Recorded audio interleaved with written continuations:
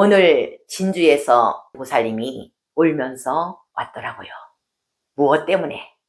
본인이 다니는 절의 스님이 아들이 2, 3년 안에 죽는데요. 그렇게 이야기했대요. 그러면서 울면서 왔어요. 어떻게 이렇게 승복을 입고 이런 행동을 할 수 있는지, 그것도 제일 큰 종단에, 우리나라에서 제일 큰 종단이 어느 종단인지 알겠죠? 어떤 사연이냐? 이 보살님은 교회 다녔대요. 그 전에 남편이 죽고 나서 49제 한다고 절에 간 게 그 절하고 인연이 된 거예요. 그리고 나서 어느 날 그 스님이 2억을 빌려달라 하더래요. 2억을. 아들이 사업을 해가지고 모아놓는 돈, 그거를 언제까지 빌려달라고 이렇게 하더래요. 2년 반을 빌려주고 받을 때가 됐는데 안 준대요. 이 아들이 미치죠. 날짜에 안 주니까. 그래서 아들이 찾아가서 난리를 피웠는가 봐요. 그러자 저녁 때 이 보살님한테 전화가 와서 아들이 2, 3년 안에 아빠 곁으로 가겠네 이러더래요. 아우, 정말. 이게 무당인지 악인지 그건 믿지 말라 했어요. 아니 어떻게 이런 말을 하는 사람이 스님이에요?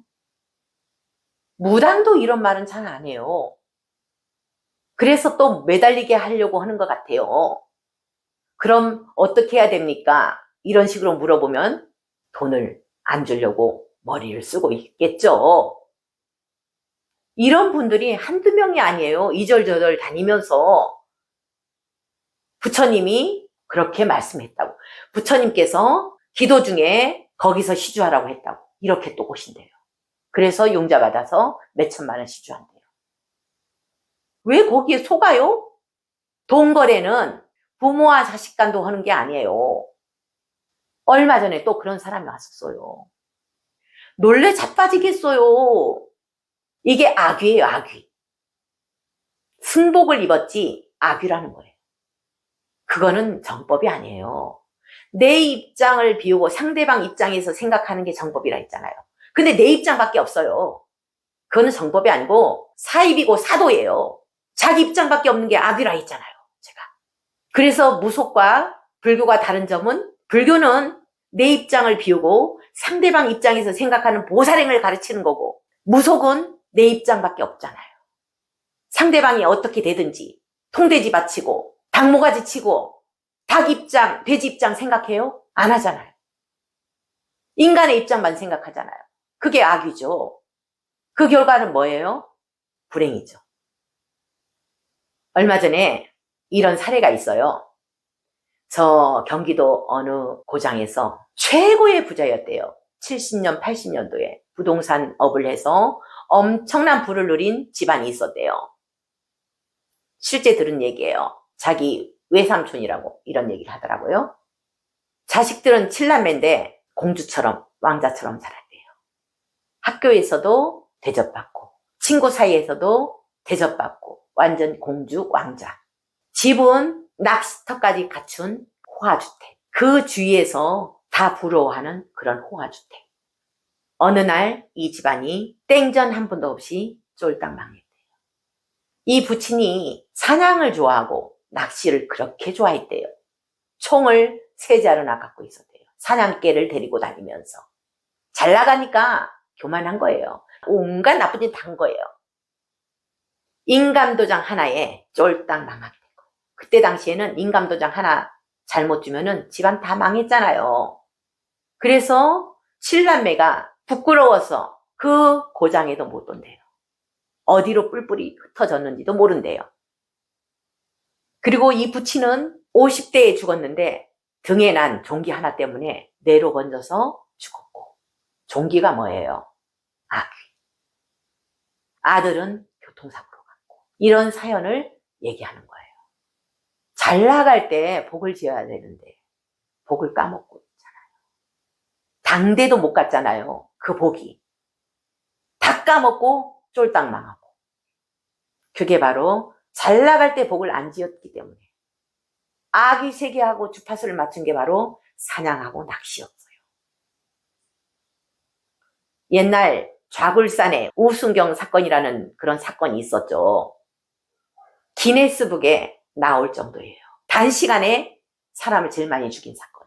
바로 우순경 사건으로 기네스북에 올라 있대요. 몇 시간 만에 60명 이상을 죽여버렸잖아요. 그 장면을 봤는데 다음날 비가 내렸거든요. 피바다였어요. 온 마을이. 그게 아기 세계의 주파수를 맞췄기 때문에 우순경 같은 사람을 통해서 그 마을이 초토화됐다는 거예요. 자굴산이라는 곳이 통돼지 바치는 곳이에요. 영남의 유명한 무당들은 다 모여서 통돼지 바쳐갖고 사탕 좀 달라고, 신통력 좀 달라고 비는 곳이 바로 그 자굴산이라 했잖아요. 이게 아기 세계하고 주파수를 맞췄기 때문에 그래요. 우리는 어느 세계하고 주파수를 맞추라 했어요?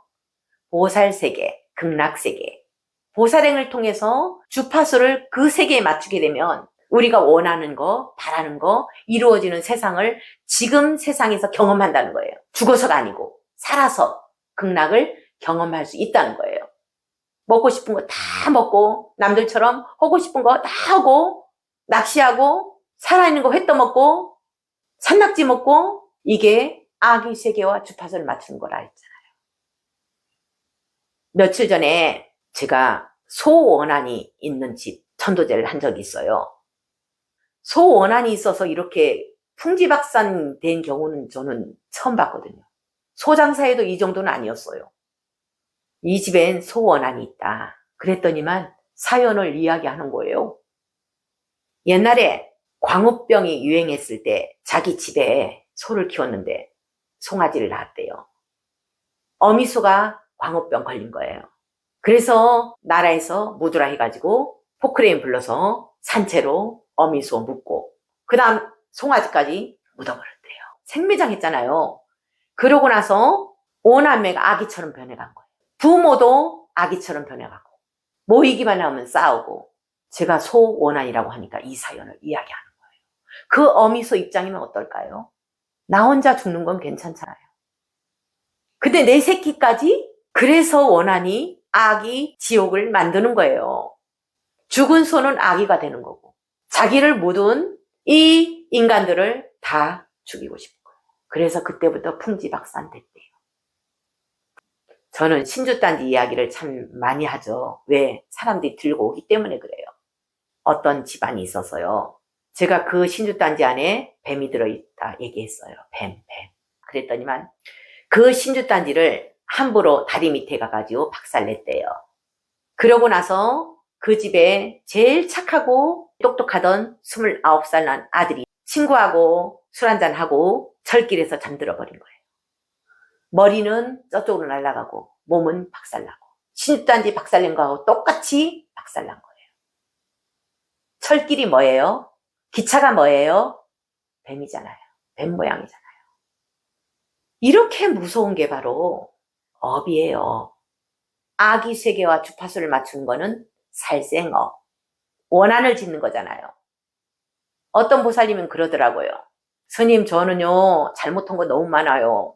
옛날에 마을에 전도사가 있었대요. 그 전도사님이요 뱀만 보면 죽이라 했대요. 그래서 친구들끼리 어울려 다니면서 뱀만 보면 죽이고 다녔대요. 어떻게 이럴 수가. 그 업은 어떻게 하라고. 이렇게 무식하니까 당하는 거예요. 무식하니까 힘든 거예요. 이 원한이 옆에 있으니까 하는 일이 안 되는 거예요. 열심히 일해도 남는 게 없는 거예요. 평생 일해도 남는 게 없어요. 그 원한은 생각 안 하고 내가 어떤 업을 지었는지 생각 안 하고 세세생생 얼마나 많은 업을 지었겠습니까? 많은 원한을 갖고 이 몸을 받았겠습니까? 인간이니까 함부로 죽여도 돼. 그러면서 죽인 결과는 뭐예요? 고통. 다음 생 빚 갚기 위해서 윤회에서 못 벗어나고 고통 속에 살아야 되는 거예요. 얼마 전에 32살 난 아들이 너무 속색이고 술에다가 도박에다가 집안 다 말아먹었대요. 천도제를 하는데 뱀 한 마리가 싹 나가더라고요. 그래서 내가 뱀 죽인 적 있죠? 독사가 아니고 일반 뱀. 이랬더니만 예 이러는 거예요. 중학교 때 대문 앞에 뱀이 지나가더래요. 그거를 때려 죽였대요. 그 죽은 뱀이 원한을 품고 자식의 몸으로 왔습니다. 빚받으러 왔습니다. 그랬더니만 이 아들이 중학교 들어갈 때쯤까지는 너무 똑똑하고 너무 착했대요. 중학교 때부터 말도 안 듣고 이상해지더래요. 공부도 안 하고. 아빠가 중학교 때 죽였다 했죠, 아까. 딱 그 시기 되니까 발동하는 거예요, 업이. 그래서 술에다가 도박에다가 폭력에다가 집 다 말아먹고 지금도 돈 달라고 한대요. 안 주면은 난리 피운대요. 안 줄 수가 없대요. 그리고 아빠만 보면 이유도 없이 증오의 눈빛으로 쳐다본대요. 제가 윤회에 대해서 얘기를 많이 했죠. 원한을 품고 있는 그 뱀 입장에서는 어떻겠어요?